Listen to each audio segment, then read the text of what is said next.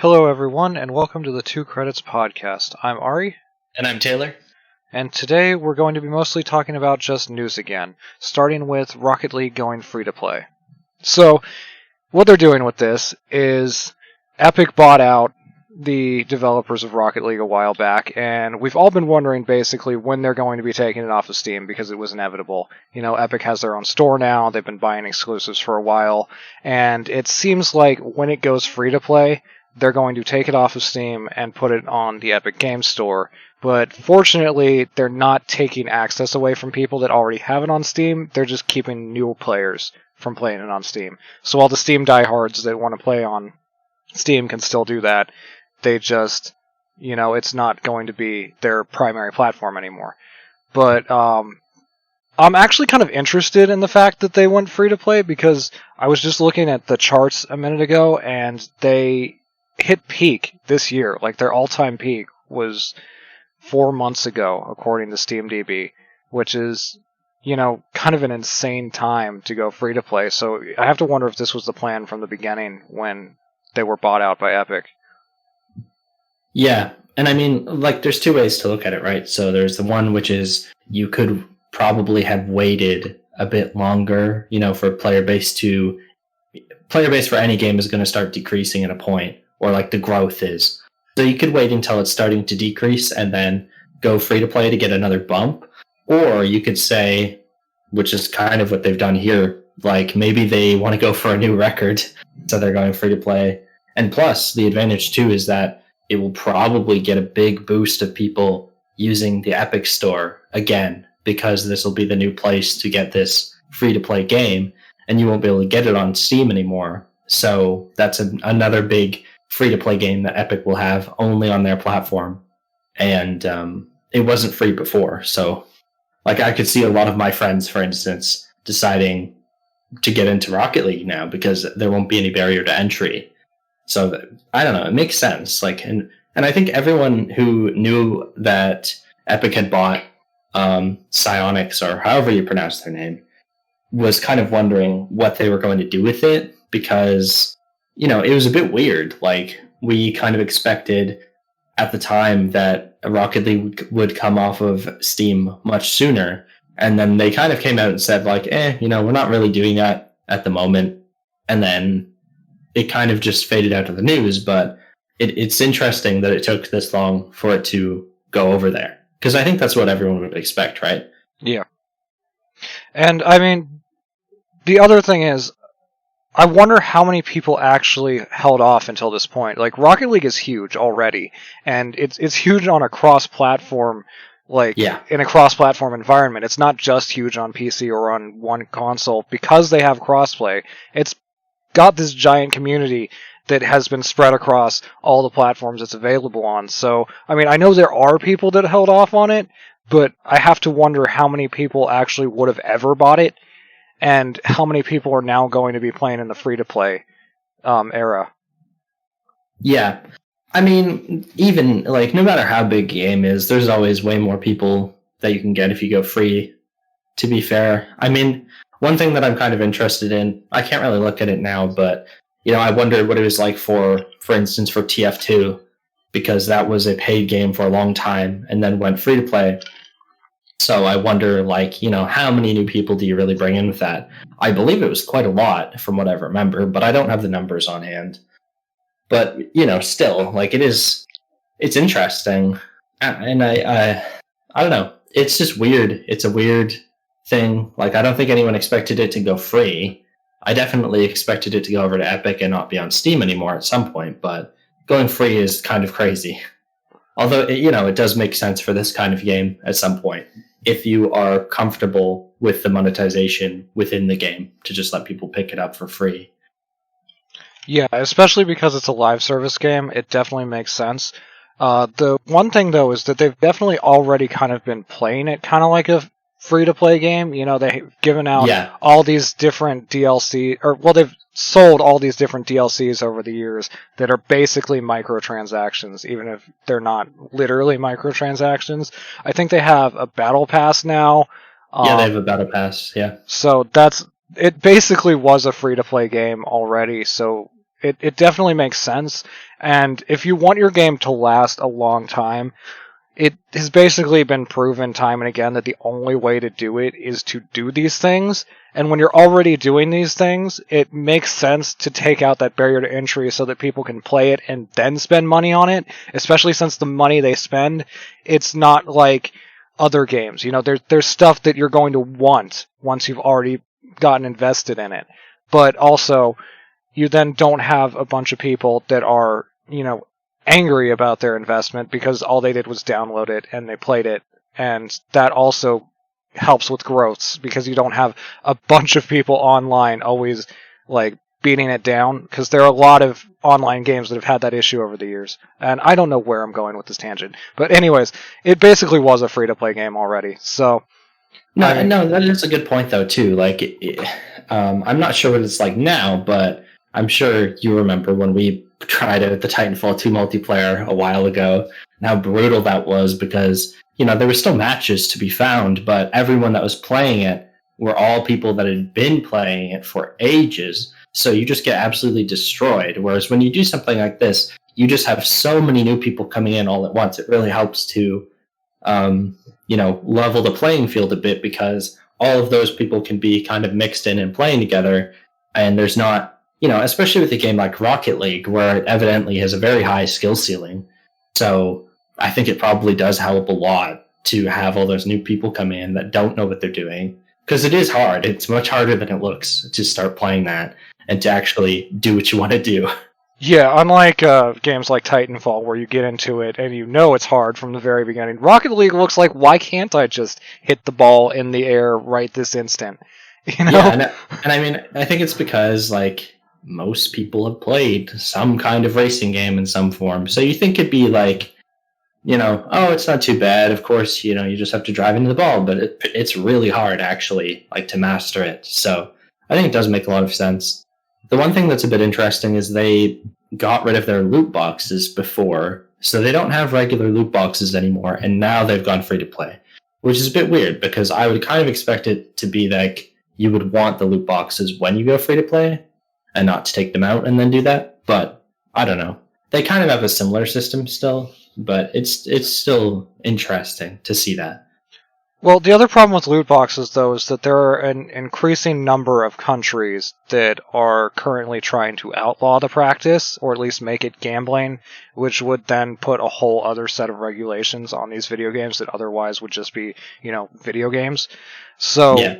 there is an increasing amount of pressure on companies to just not do loot boxes. So it wouldn't surprise me if that had to do strictly with Epic buying them. Like, Epic didn't want to deal with that kind of thing, and so they took the loot boxes out. But it also wouldn't surprise me because it's not the Epic way. Like, Epic's got these free-to-play games, and they've really been moving away from the loot box thing ever since they moved out of the kind of developing Save the World as the primary Fortnite mode and over to the developing Battle Royale as the primary Fortnite mode. And I don't see them going back to the loot box way, even if they haven't removed it from Save the World yet. So it would make sense to me if they would remove it from their next big free-to-play game. That's a fair point, yeah. And I don't know what the item shop situation is like in that game, but I wonder if it is pretty much the same as the Fortnite thing, where it's got the rotating stock, which is a different way of incentivizing people to buy stuff, but that doesn't have the same negative connotations attached to it that loot boxes have at this point. But anyway, it's pretty cool, because I feel like it'll get a lot of new people into the game and give it a bit of a, like you said, it hit its peak recently, so it's not like it was declining per se, but I think it will definitely reach new heights even by going for free. sure. So seems like it'll probably be a pretty good time to jump into it too, because you'll have all those new people playing. So yeah, I don't know, it's cool. It's a cool game. And I mean, I guess wasn't it like $20 anyway? Yeah, it was kind of higher than a lot of people want to pay for this kind of game. Yeah, but at the same time, it also wasn't like each copy is making them a ton of money. So I think it makes sense. Alright, so now that we've talked about that, we should start on the Xbox Game Showcase. And there is quite a lot, so I'll let you decide where we start. Okay, well, I'm a big Dragon Quest person for some reason that I can't explain. But there was the thing with Dragon Quest 11 before. I believe it was before the actual show started and their weird pre-show thing. But the interesting thing is that Dragon Quest 11, the definitive edition or whatever, the one that was previously locked to Switch with the extra content and stuff, is coming to other platforms. And it is going to be on Game Pass for both Xbox and PC, which is really cool because before, I had thought about this a lot with Dragon Quest 11, because it was kind of an awkward situation of you had to have a Switch if you wanted to play the best version of that game, which has all the extra stuff and whatever. So if you really want to get into a huge game like that, you probably want to play the best version because it's just such a massive game. So, unfortunately, that was previously just a Switch thing, whereas now you'll be able to get it other places. And I believe they said it's coming to PlayStation at some point as well, but I don't recall. Yeah, and it's definitely one of those things where it's like Persona. Persona 5 just had that, upgraded edition, and, Atlas has done that in the past, but it's always been an awkward situation, I think, for existing fans, because now you have this little bit of content. It's a lot of content in some cases. Like in Persona 3, the additional content was something like 40 hours more content, but it's this small portion overall that you now have to play through the entire game again to get to this, because this is before the era of patches, and it's just kind of moved over into this era somehow with Dragon Quest and Persona 5, but you definitely did want to play just one version of it, so it makes sense that you would wait for this if you were paying attention to the fact that the Switch was the only one that had it, but also I'm glad that I don't have to pay for this because it's coming to Game Pass. Yeah. So the one thing that I didn't mention is, awkwardly, if you already own the game, like you were saying, it's the same as the Persona 5 Royal thing. You don't just get this; you still have to get it separately, which is really awkward, especially if you bought it on PlayStation or whatever, because it's just awkward. Because at least if you're on PC, then you have Game Pass and you can at least just subscribe to that if you're so inclined and not have to pay for the whole thing over again. Although I do believe it's priced lower this time. But, on PlayStation or whatever, you're going to have to buy it again, which it kind of sucks, honestly. I can't really think of any other way to say that. It just sucks. Then the other... sorry, go ahead. I was going to say, it would be nice if they put it on PlayStation Plus eventually if it's coming to PlayStation, but I don't see that happening. I mean, they could. I don't know, because it's... Yeah, I don't know. But the other thing that sucks about it, too, is that they said, it's not going to have the same kind of graphical fidelity as what the PC version has. It's going to be downgraded visuals, that are... I believe they're going to be a bit better than the Switch version, but it's not going to be the same. It's probably going to be lighting effects, right? Yeah. So, I mean, awkwardly, what I always wanted... And I never thought this would even happen, but what I always wanted, as somebody who's that game's been on my radar for a long time, is I wanted to have all that stuff come to PC so that I could play it on PC where it looks the best and runs the best, but also have all the extra stuff. Whereas that's still not going to be the case after this. There's still going to be the two different versions. There's going to be the one that looks much better, and then there's going to be the one with all the extra stuff. So it's kind of the worst of both worlds in a lot of ways. But, I don't know. And I mean, I get why they didn't upgrade the graphics in a sense, because it was probably that all this extra content had the graphics at one graphical fidelity, which was for the Switch, and they're just basically porting it back over to the other systems where it was already available. And it makes sense from that standpoint, but I can't get over the fact that it's Square Enix that's doing this after they spent so long on Final Fantasy 15, after they spent so long on Kingdom Hearts 3, and we can't just have them like redo some of the graphics that they probably already have the original assets from. Like, it feels very disingenuous to be coming from them specifically, and it's not even because they're a big company, it's because of their history. Yeah. I don't know, like, it's, on one hand, I'm happy about this for, anyone who hasn't played the game yet. You now have a pretty good chance because if you have a PC that can run it or an Xbox, then you can get it on Game Pass. Or, even if you don't, if you have a different platform like PlayStation, which, again, I believe it's coming to, might be a bit later, I don't recall.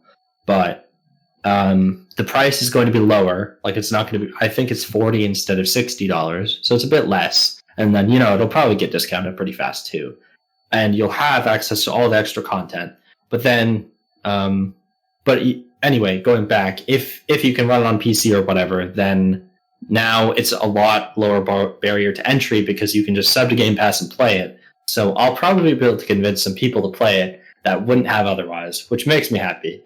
But for me, as somebody who's been wanting to play it like that for a while, it is a bit of a letdown. Especially because I don't think they address that immediately with regards to the graphical stuff. So I'm still in a position of I should probably just play it on Switch, which is unfortunate. But, Dragon Quest isn't really a huge franchise. Like, it sells decently, but it doesn't sell like the same kind of numbers as a Final Fantasy or whatever. So I get it, on the other hand.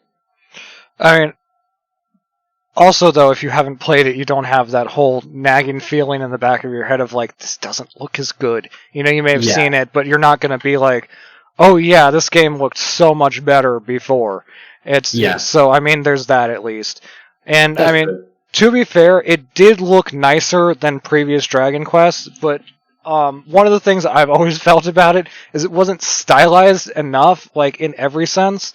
So there was this kind of weird dichotomy going on between, like, more kind of realistic looking graphic, like, lighting and stuff on anime-styled graphics that looked a little odd. So it may turn out that the lower graphical fidelity, especially on, like, PC, where it can be, like, crystal clear with anti-aliasing and stuff, might actually look slightly better due to stylization. Yeah, we'll have to see. But, yeah, totally. I mean, yeah. I guess that's basically it with that. But one last thing that I will say about it is that I'm pretty surprised. Like, I don't think anyone expected it to, like, that version to go elsewhere at this point. I think it seemed like it was always going to be a Switch exclusive thing. And I also thought that they were just kind of done with that game at this point, because it's been a while. And it seemed like they were just kind of done with it. Like, they released the Switch one, which was already way after it originally came out. And I thought they were kind of done with it, but it's going to get a big second win now with the Game Pass stuff. So, and I never would have expected to see that game on Game Pass either. Yeah, and then the other thing is they had said that, I'm pretty sure they had said that future Dragon Quest entries were going to be dependent on how well 11 sold, like, in the West. Yeah. Whether they were coming West was going to be highly dependent on how well 11 sold. So I have to wonder if the fact that they're even doing this at all is indicative of the fact that it did well, or is it indicative of the fact that Microsoft paid them to do it? Yeah, it's hard. Who knows, honestly. But, I mean, that's Dragon Quest. It's cool because I'm going to convince as many people as possible to play it because it's an awesome game. But, not as exciting as it could have been. No. So, moving on, we also got more of a look at Halo Infinite, and I'm pretty let down by this one. So, there are a lot of things to unpack here. First off, it is semi-open world, at least. I couldn't honestly tell from the demo they had how open world it is, whether it's like levels or whether it's an actual open world, but it's semi-open world, at least. And the thing that everyone is talking about right now is that it doesn't look very good at all. And it's actually shocking how bad it looks, where everything kind of looks like it's made of, like, I don't even want to say, like, it's a matte plastic or, like, clay or something. and it doesn't make a lot of sense as to why it looks like this when this is one of their biggest franchises that they're bringing to a new generation of consoles, and especially because they're trying to unify the platform between consoles and PC, and then they're showing off this, which has that kind of look. The grass isn't animated. Like, a lot of the effects are not very impressive. Like, it's the same kind of look that Halo's always kind of had. And, like, the lighting is just also very underwhelming.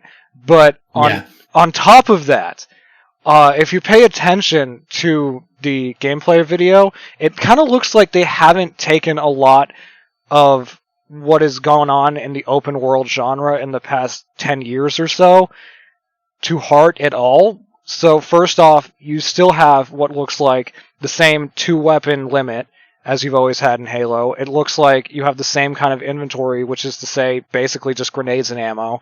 It looks like you can kind of still pick up enemy weapons, and it looks like that's it. It doesn't appear that there's very much progression. But then on top of that, it looks like you just have kind of like random missions around the area, but other than that, it doesn't look like you have much of a goal other than your primary goal. Like, I didn't see what appeared to be any kind of like fortresses or anything.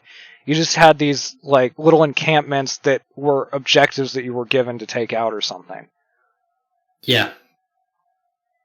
Yeah, and I guess, I've never been somebody that's super into Halo. The only one that I've actually ever played through all the way is Halo Reach, which I liked. But, I just wasn't an Xbox gamer around the time when Halo was really big, so I kind of missed it. And I tried Master Chief Collection when it came out, but it was kind of a mess when it came out, so I bounced right off of it.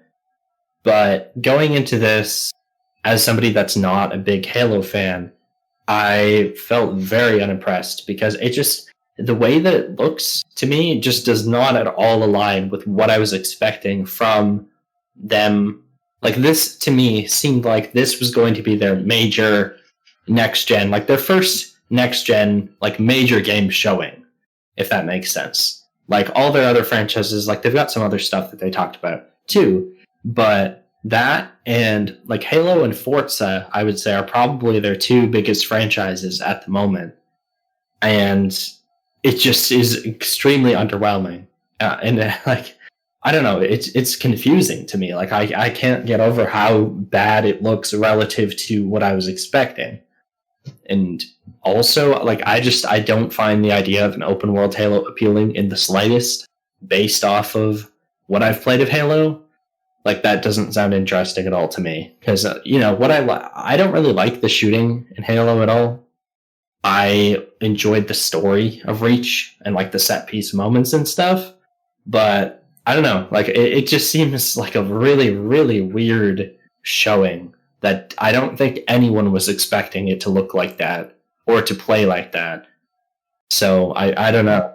It's just awkward, honestly. It's kind of awkward because, they said, like, oh, it's going to run at 4K 60, but it looks bad. So it's kind of like, well, cool, I guess. Like, it's not impressive to me that runs at 4K 60 because it looks really bad. Yeah, and I mean, this isn't just it looks bad because it's lesser than other things that are being shown right now.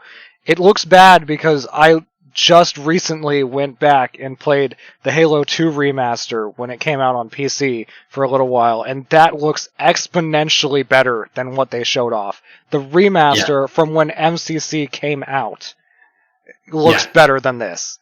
And I don't understand. Like, it's not even just any one thing that went wrong with the Halo Infinite showing. It's almost everything. Like, just the lighting, other special effects, just the materials that they chose for each and everything. It doesn't look right. And it's shocking, because with how little gameplay they had over this entire presentation, to have that be one of the, like, flagship things that they showed off right now is very damning. Yeah. I don't know. Like, it blew my mind. It really blew my mind. Like, I was expecting something that was very visually impressive to really show off their next generation hardware and to show, like, this is what we're going to be able to do with this big leap, with this faster, much faster storage, because everything's going to be on an SSD now. All that sort of stuff. I don't see anything like it looks like a game that could exist on what we have now. And it will. Like, it'll run on Xbox One. And that's what it looks like. It looks like something that I would play on a console that we have now. So it's crazy. It's crazy that they thought that this was going to go down well, because it really does not look at all like something that you would expect of a next generation game. Like, there's many current generation games outside of Halo that look way better than it as well. So I don't know. It's crazy. The whole thing is just crazy. And it seems like, I don't know. It makes me wonder, because it's one of those games that they've talked about that they're going to have on both this generation of console and the next one. And it makes me wonder if maybe stuff like maybe things having to be on the Xbox One as well are kind of holding them back. Is that why? Because otherwise, I have no idea why it looks like this. Because it doesn't at all align with what they needed to show. Yeah, and with that in mind, I'm going to transition into State of Decay 3 was also announced, and the reason I'm going to do that is because they said that it is currently in early pre-production, whatever that actually means, and there's a lot of debate about that because it means different things at different companies. But I think what the end result is going to mean is that it's not going to possibly be on Xbox One, which means maybe it won't have the same limitations. Like, State of Decay has never been the most graphically impressive series, but maybe that'll change with this one, depending on when it's released and if they phase out the Xbox One eventually. Yeah. Yeah, I mean, I've never played much of State of Decay, but I've always wanted to get into it. And it makes sense that they would make another one, because I know the last one was a little bit I don't know. Like, it had some people that really didn't like it, and then some people that really liked it. So I think that they're almost there to making something that's really great.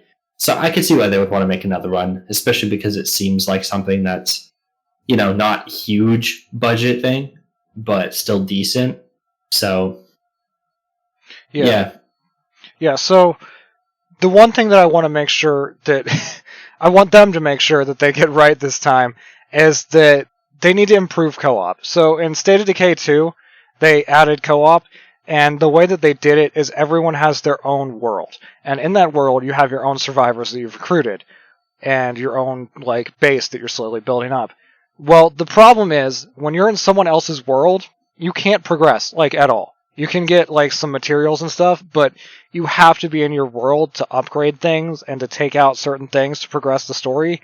And you cannot get certain advantages without being in your world. So you will eventually have to go back to your world and do these things to be at the same tier that your friend is at. And so that was really, really bad. And it defeated the purpose of co-op, because here you've got this person's world, you have to go through all this stuff, and then if you chose the same map, then you have to go back to the other world, your world, and do the exact same shit all over again. And it never felt good. And there was never a time in the multiple times that I tried starting over that I was like, yeah, let's actually finish this for once. It really did not make me want to play. So I'm hoping that they fix that with this one. Yeah. And yeah, definitely. The other thing, though, is that it's weird to me that State of Decay has evolved in the way that it has, because originally it was just some guy that was fairly high up at the developer of Guild Wars, ArenaNet, who had broken off into his own company and was making a zombie MMO. And that zombie MMO then spun off into a zombie MMO and a smaller offline thing. I don't remember if it was supposed to be an RPG originally or not. And that became State of Decay. And State of Decay has kind of continued to grow, and the zombie MMO has just not only been shelved indefinitely, it seems like it's completely fallen out of everyone's collective conscience. And I don't know if that's ever planned to come back. It feels like a lot of the market is moving towards a place where they could bring it back in some form, and State of Decay 3 might be the time that they try to do that, since we know absolutely nothing about it, and allegedly, like, the developers might barely know anything about what it's going to end up being. But we've got a lot of stuff like The Crew, The Division, we've got Sea of Thieves, where all these things that are like hybrids of just regular online like games, and then like this sort of MMO thing where it sorts you out into different instances with different people. So, I mean, it could be a time that they could bring it back, but I don't know if it will be. Yeah. Yeah. I mean, it's always interesting to see, like, you know, do they want to play it safe and just kind of do the same thing again, or do they want to go out there and do something that's way different as a sequel? And I think next generation maybe is the time to do something different, you know, to shake things up and to give people, you know, a reason to move over. So I could see that, definitely. Yeah, I think that if any time is the time, now is the time to really like make sure that people want to step up to the next series of hardware, because there's a lot of discontent right now, and it is growing for reasons I don't understand, because, I mean, a lot of it is focused around this open world movement, like the movement towards open world games in all genres, and you even see that with like Forza Horizon 4, but I've never understood that, because these are the games we've been dreaming about since like the 90s or even earlier, and we finally have them, and people are like mad about it, and I don't get that at all. But either way, there's a lot of discontent because of that and a lot of other things, and we need to really see a lot of advancement in terms of graphics, in terms of just like set piece moments maybe that are really good for people to move forward into the next generation. Yeah, totally. And I mean, I'm going to throw you a question here, like, just moving on a bit, like, what do you think about, like, what does a Fable game look like in, you know, whenever that ends up coming out? So let's say 2022. What does a Fable game look like in 2022? Because they announced that, and we know literally nothing about it. But it's been a very long time, and it's been a troubled series. So what do you think that looks like? I don't have a clue. Every single one had this like common like gameplay elements in the main thread of it. Like they kind of played similarly, but they were all so different. Like I have no clue. Yeah, because it's just, I don't know. Like I find it fun to think about, because Fable has been definitely a troubled series, I would say, and one that a lot of people are into and are always hoping will come back. But I just, I don't even know. Like, I feel like most people would answer the same way. Like, what does that even look like at this point? Which is why, I know it's probably very early on, but I was a little bit disappointed that we didn't get to see, like, a little bit more. Just a little bit more of what they're going for and what they're trying to make it into this time. Yeah, and I mean, I don't even know, like, literally what it would look like at this point. Are they going to try and push for, like, super realistic graphics? Are they going to keep with the cartoony style of the past? Like, I think one of the things about it that made it stand out in its time is it was one of the, like, first games to really push that good-evil kind of notion, and, like, it actually had gameplay effects, whether or not you were good or evil. So I think that's what stands out in a lot of people's minds as memorable, whether they realize it or not. And I wonder if they're going to bring that back or not for the new game. But also, the last one was some sort of... I don't even know what the last one was. I didn't pay attention to it too much. I think I remember hearing it was some sort of like co-op, but also versus thing. But it did hew pretty closely and stylistically to the old games. Yeah. And I do wonder if they will do that, or if they'll try to push to make this like one of their flagship series again. Because I didn't think we were going to see it again. That franchise, the last thing tanked. They had that card game that they put out, and that tanked. And I thought it was just done. Like, it just kind of faded out. They said nothing. To see them come back with it, I really hope they have something big planned, because that is the only thing that's going to convince people that it's worth investing in. Because people were already unhappy with the third game. Because of, I don't even remember what it was about that game. I think it has some sort of management aspect to it. I don't remember. But they were already unhappy with that, but then to have 2 games tank, like, in development, it's not a good sign, and it doesn't bode well for the future. Yeah. And I mean, it's been almost 10 years since Fable 3 at this point, and it's going to be even longer because it seems like it's very early on, so it's, could easily be another year or two before, like, even after the console comes out, another year or two before that actually comes out, or even longer, could end up in development hell forever. But it's just crazy. Like, it's been such an insanely long time since one has actually, come out, a mainline Fable game. And the weird thing is that I don't know how many people picked up on is, it has to be a different company, and it's Playground Games that is making it, and all that they've ever made is Forza Horizon. And now they're making a Fable game, which is like a totally different thing. So that's gonna be interesting, because Forza Horizon 4, very good game, but also so insanely not like Fable in any way whatsoever. So I don't know. I'm interested to see if they can pull it off, because they've literally only ever made Forza games. Do you think they were chosen because they're going for a, like, large open pseudo MMO kind of thing? I don't know. That would make sense.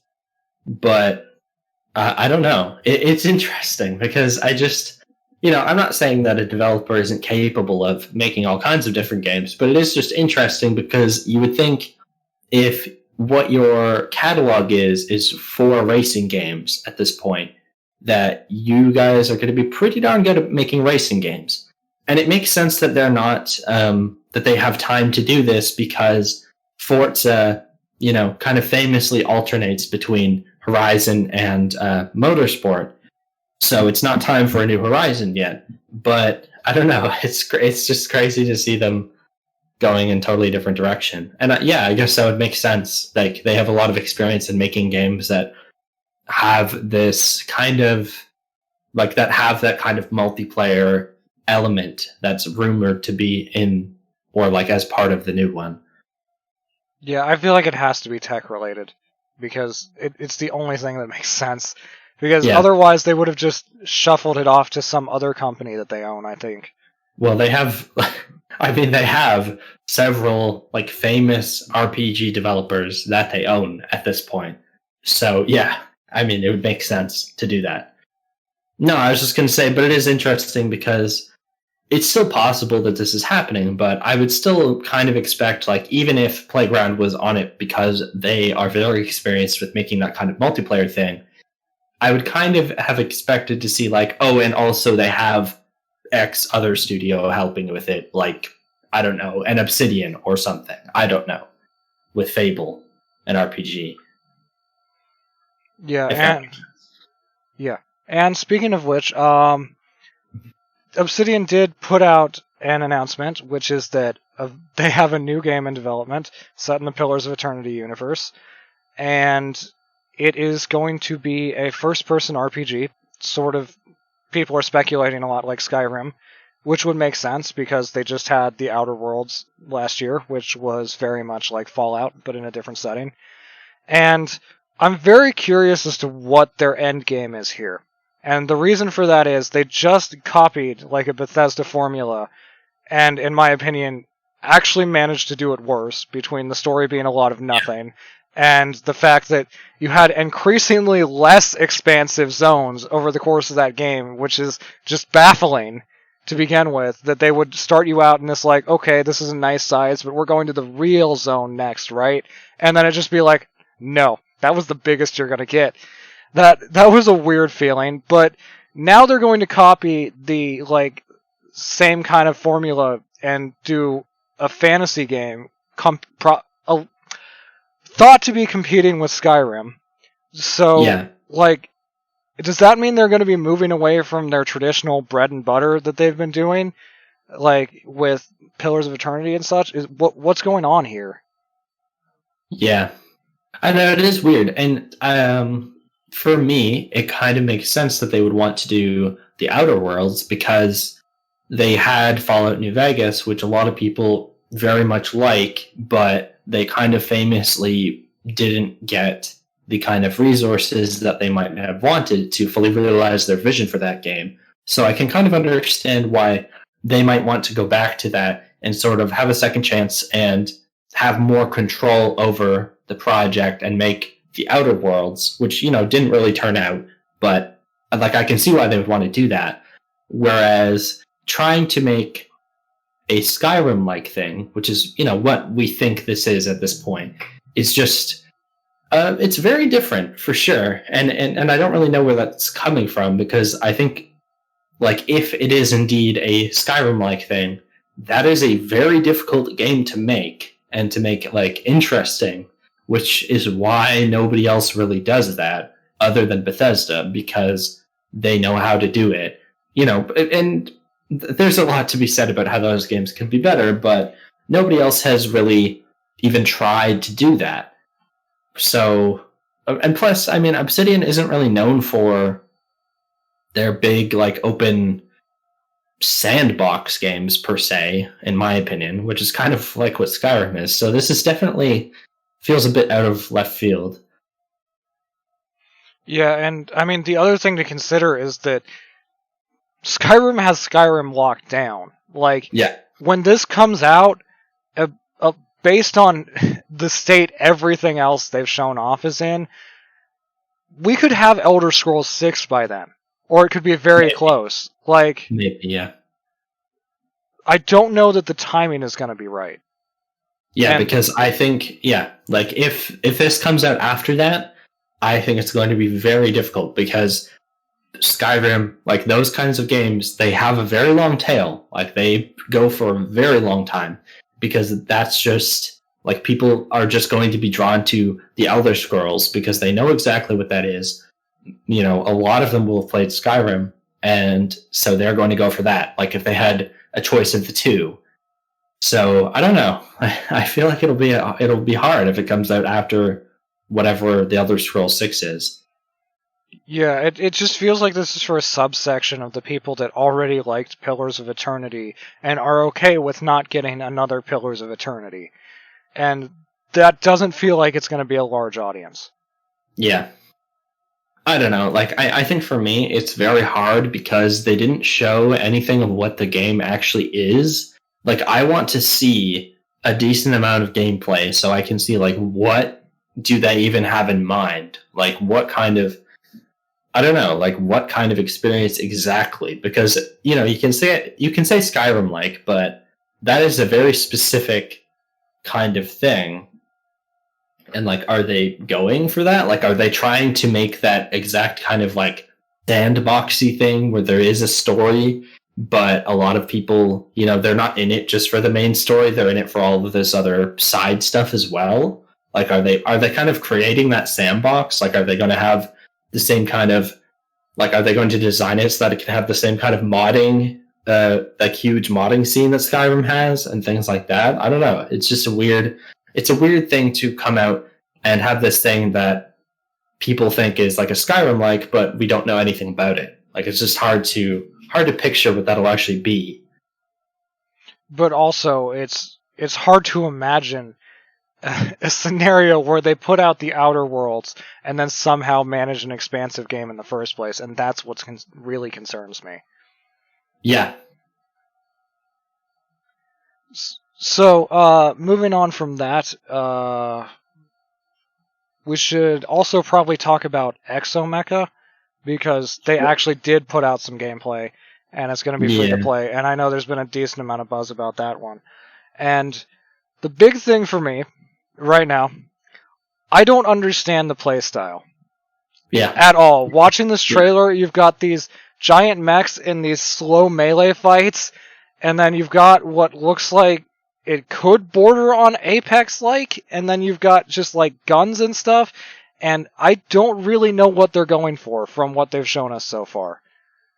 Yeah, there's, like, a random guy flying by on a missile or something, whatever that was.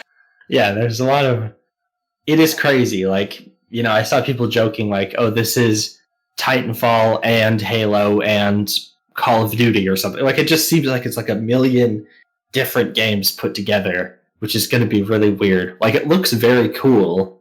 Like, the idea of, I love Titanfall because I love that there are sort of these smaller fights going on with, people running around shooting at each other, like super mobile, and then you've got the huge Titans as well that you're getting into, and I think that's fun, especially when you end up getting into a Titan and you can kind of, wreak havoc.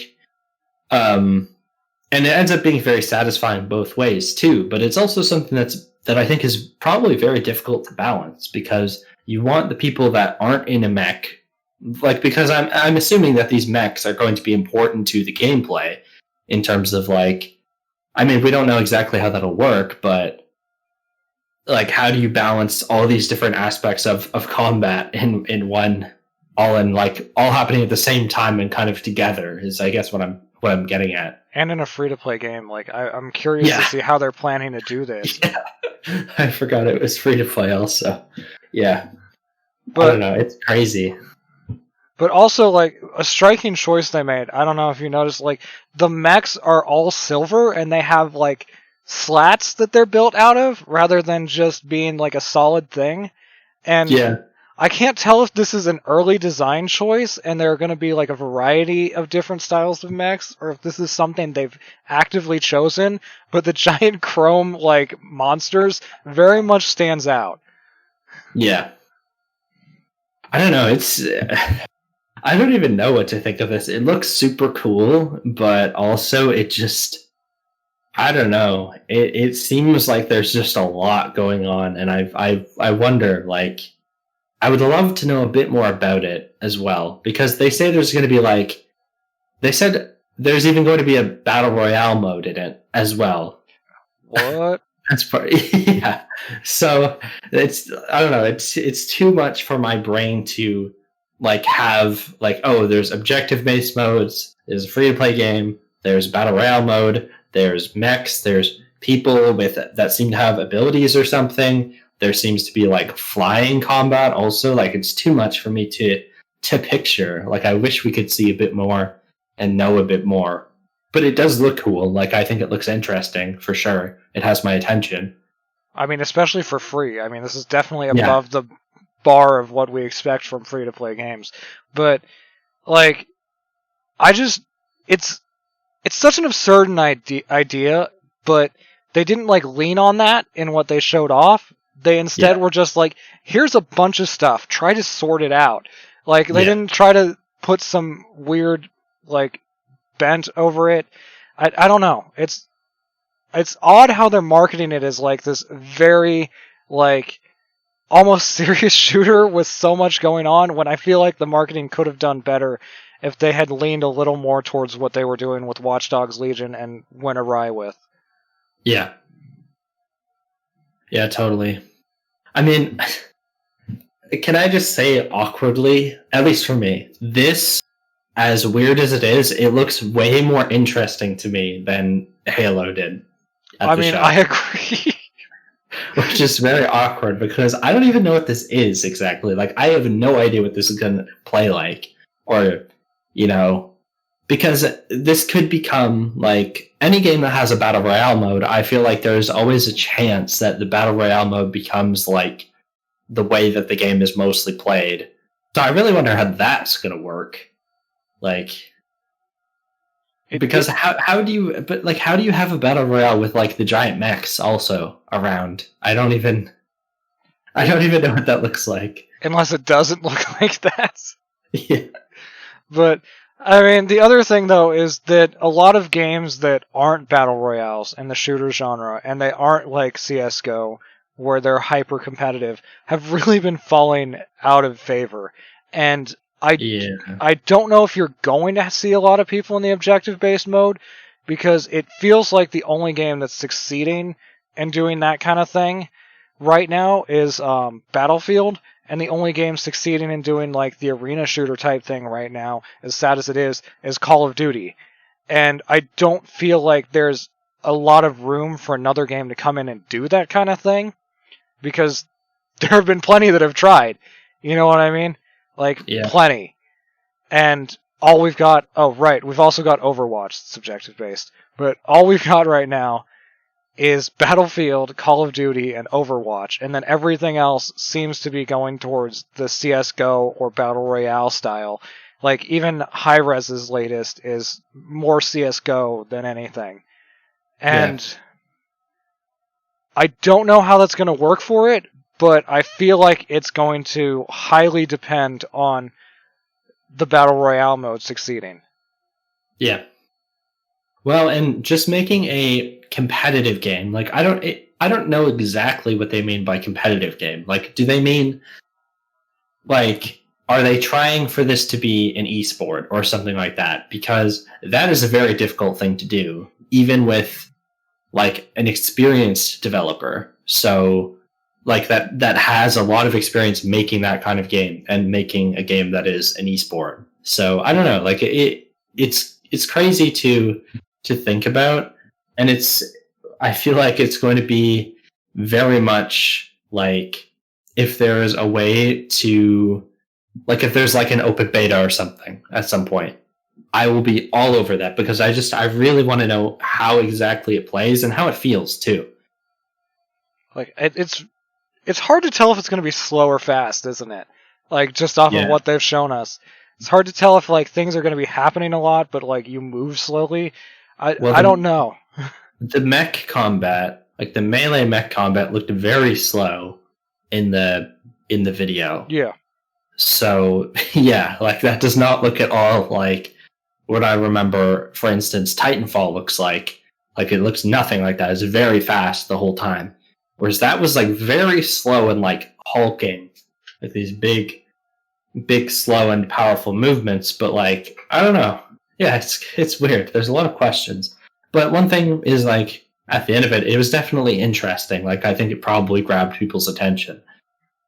Well, it also probably grabbed people's attention because it was one of the few games with gameplay. Yeah, awkwardly, yeah.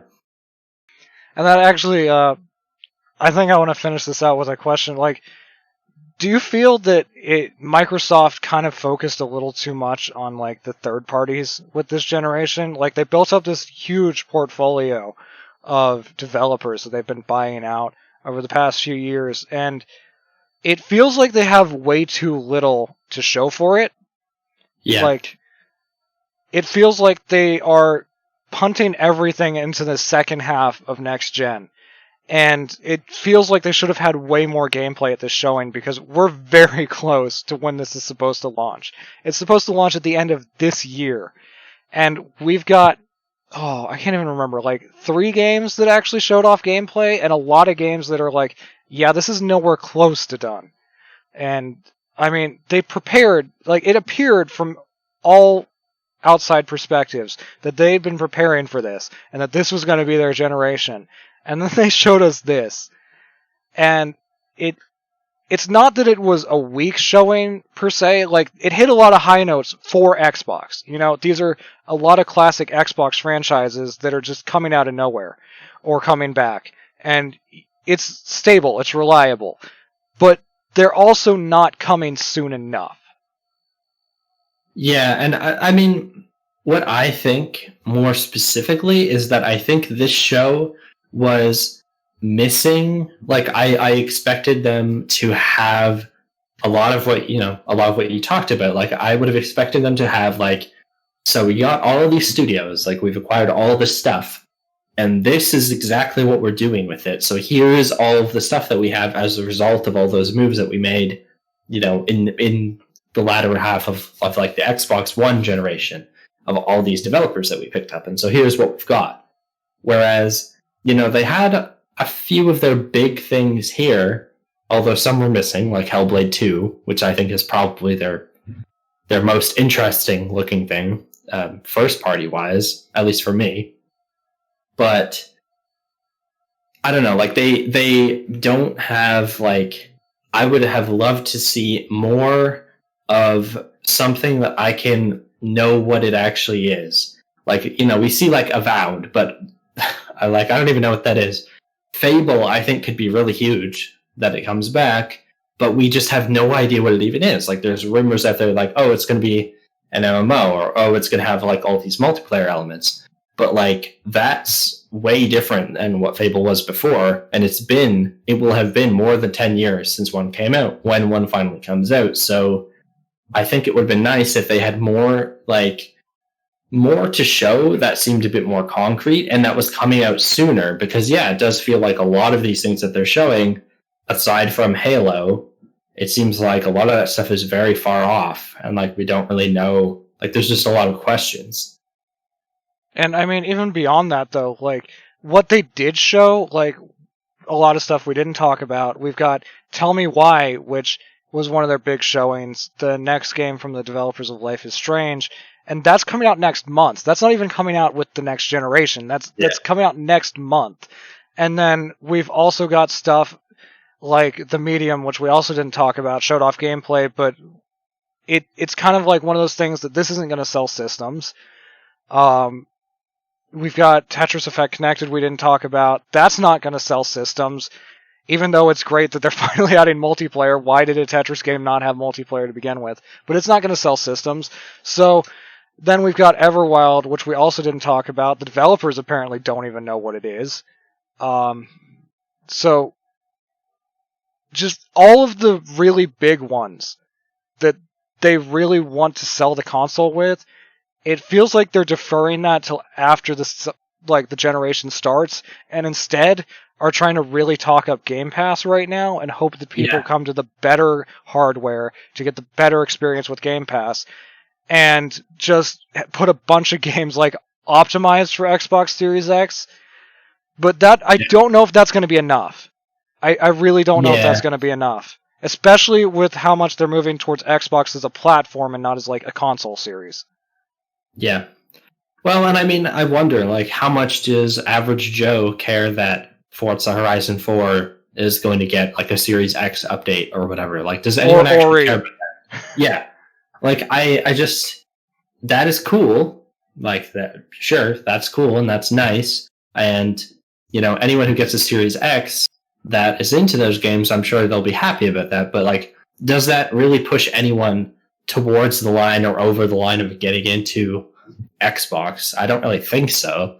And I think it's kind of awkward that, like, I don't know, like, the way I see it is all of their optimized for Series X stuff and the Game Pass stuff and all that sort of stuff is cool, but that should be like the stuff that you put on top of like I think the exclusives and a strong showing of what is possible with the next gen is very important, and then the other stuff like with Game Pass, that should be like the slam dunk moment on top of it that you've built up to by showing off stuff that looks really strong. But I just don't think that we really got that here. Yeah. And it feels like a lot of people kind of are like the impression is like, oh, well, you know, like at least for me, for instance, my impression of Halo Infinite is like, well, I'll try it because it's on Game Pass, but I'm not excited about it in any way. Whereas I feel like you should really be able to get people excited about a game and be like, wow, that looks amazing. And then after that, you're like, oh, and by the way, that's on Game Pass day one, by the way. So, and then that should be like what really pushes everyone over. You know what I mean? And not like, it feels like they're leaning on the Game Pass stuff too hard.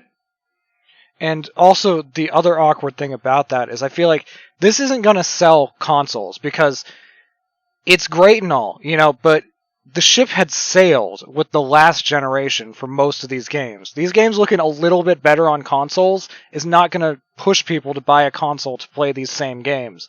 Like, I feel like a lot of the people that wanted to play them, especially like they pushed Ori in this this particular presentation for Series X. I feel like that's one of the things that people that wanted to play that played that earlier this year somehow. Yeah, either they did or it's like random people that are finding it on Game Pass or whatever. Yeah, but like there's not a huge population of people that's like, man, I really want to play that hasn't already. So yeah. And I feel like it's like the backwards compatibility thing too, where, you know, especially in like the more, I don't want to say hardcore, but like the more like in gaming communities, right? Like on Reddit or something, you'll have people talking about how much they really want good backwards compatibility or something like that. And that's cool for those people that want it, but it's not a system seller because most people actually don't care. And I think it's going to be the same with the Game Pass stuff too. Like, I don't think Game Pass in the average person's mind is something that's going to be enough to make them buy that and not a PlayStation, for instance. Yeah, I think the people that use that specifically are going to be a lot of the same people that already had an Xbox One and are now upgrading and playing it on there instead, because a lot of these are going to look better. And as you know, Xbox One did not win the generation by a very wide margin. So that's not a promising sign. But, like, the really crazy thing about this is Microsoft has been building this for a long time, and they've made a lot of really great moves for consumers, even if I am still personally very pissed about the way that Game Pass for PC is being handled. They have made a lot of great consumer-friendly moves. So to see them just completely whiff it on the gaming front, like the actual games, it's very bizarre after the past few years. Yeah. Well, yeah, and it feels like you said, I think the show was fine, but I think people had bigger expectations in their mind because it feels like they've been building towards something really big, but they just didn't get there. Like, they didn't have, whatever it is, they didn't have enough of everything, I guess. Like, it wasn't enough to really... Like, I feel like if you were to compare this to the Sony one, I think the Sony showing was just way stronger, like, way more interesting stuff. And, like, really, like, not all of it was for everyone, for sure, but I just think that was a much stronger showing. Like, it felt like they had all their important stuff was there, whereas some of it was missing here, and then some of it, like Halo, just looked like bleh, and it just, I don't know. It's surprising, honestly, and it feels a bit disconcerting because I was expecting them to really come in strong this time around, and I think everyone was because they had such a bad generation this time, and they the really stronger turned it hardware around this time.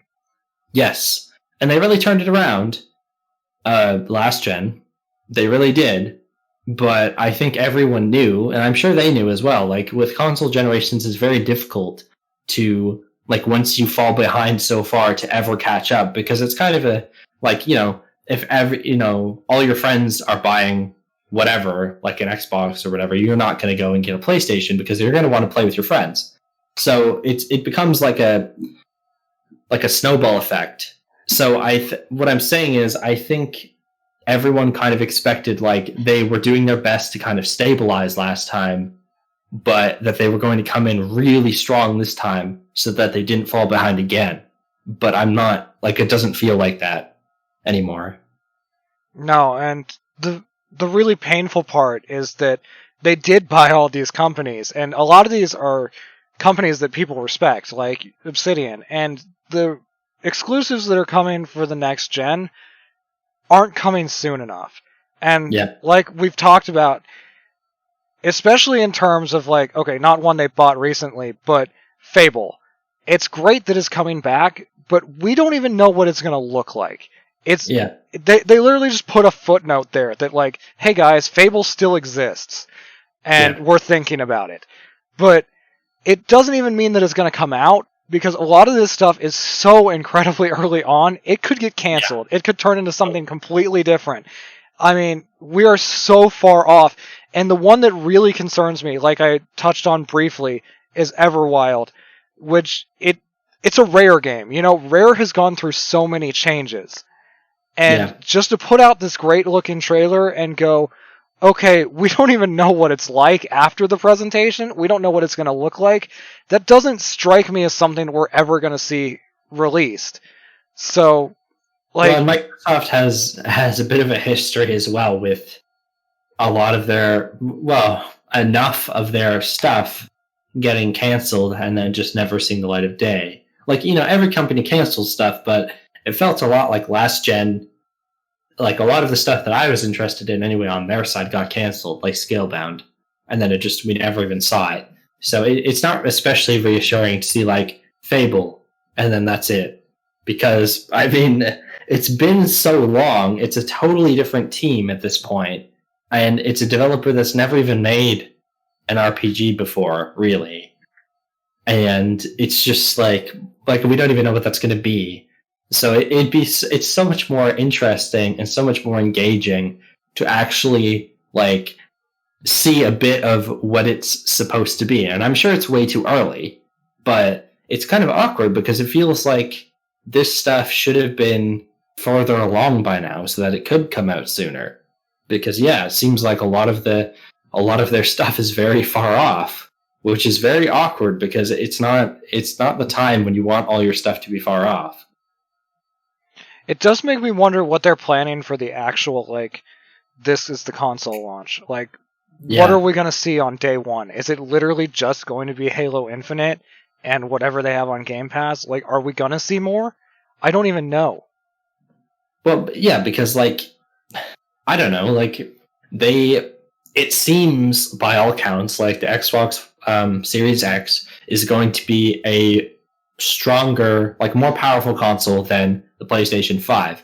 But does that even matter that much? Like, does that actually, like, for instance, do people buy an Xbox to play Cyberpunk on, or whatever, or Assassin's Creed Valhalla instead of a PlayStation because presumably it'll be the better experience there, but it still, like, does that really move the needle for anyone?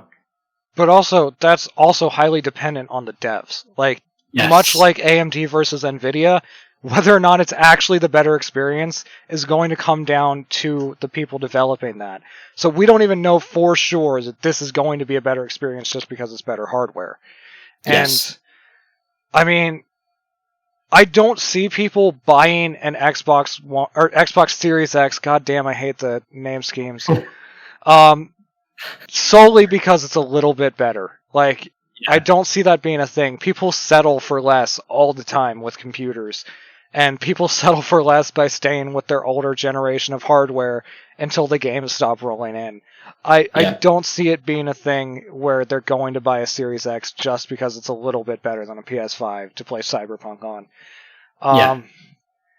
And, I mean, I was ready to be surprised after all the stuff that Microsoft had bought, and, like, I've said it privately, but I don't think this should have turned anyone towards the negative on Xbox. Like, we've known for a long time exactly what we were getting with Xbox, other than the fact that the games aren't here yet, and this hit all of the high notes for, like, the history of Xbox's major franchises. So I'm not really sure why people are going negative on it, but I also don't think it's anything near positive to know that they're so far off. Yeah. Totally. I mean, it seems like, Microsoft is kind of a stable company, so you know what to expect. Like, their franchises, like, it makes sense that what we got was Fable, even though it's been so long. It makes sense that there's Fable, there's Halo, there's Forza. That's the kind of stuff that you always expect out of them. But I don't know. Like, I think they could have done a bit more to showcase what in particular is worth getting, like, makes the Series X worth getting, especially for people who already have an Xbox right now. Like, I think it would be good for them to try and convert those people over, even though they've said, like, oh, a lot of our stuff is going to be on Xbox One anyway, so you don't have to move over yet if you don't want to. But still, I mean, presumably they want those people at some point to move over. So, but it didn't really seem like there was much there that really showcased, like, the power of the system or, like, any of their acquisitions really paying off yet. Like, it just wasn't there. Also, can we just momentarily talk about how weird it is that the MCC has been trickling out on PC all year, and then Halo Infinite is going to cap it off at the end of the year? I wonder if they'll get it done in time with everything in Master Chief Collection. Like, I wonder if it'll all be actually finished by the time that Infinite comes out. Because that'd be kind of weird if it wasn't.